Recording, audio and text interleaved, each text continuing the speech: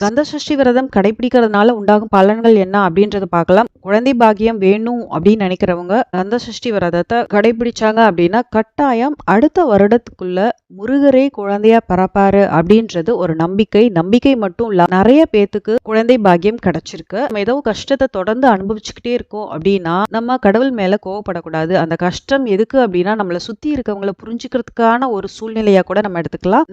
நம்மளே புரிஞ்சுக்கிறதுக்கு கூட அது ரொம்பவே ஹெல்ப்ஃபுல்லா இருக்கும். முருகரை யாரு நம்புறாங்களோ அவங்களுக்கு கஷ்டம் வந்தாலும் அதுக்கான சொல்யூஷனும் கூடவே வரும். குழந்தை பாக்கியம் கிடைக்கும். கணவன் மனைவி அந்யுன்யம் அதிகரிக்கும். கணவன் மனைவி ஒற்றுமை மேம்படும். குழந்தைங்க நல்லா படிக்கணும் அப்படின்னாலும் நம்ம இந்த விரதத்தை கடைபிடிக்கலாம். தொழில் முன்னேற்றம் ஏற்படும். இந்த காரணம் அந்த காரணம் இதுக்காக தான் விரதம் கடைபிடிக்கணும் அப்படின்ட்டுலாம் எதுவுமே கிடையாது. எந்த காரணமா இருந்தாலும் சரி, நம்ம மனசுல முருகரை நிறுத்தி நம்ம விரதம் கடைபிடிக்கும் பொழுது நம்ம வேண்டுதல் கட்டாயம் நடக்கும். முருகனை நம்பினோர் கைவிடப்படார்.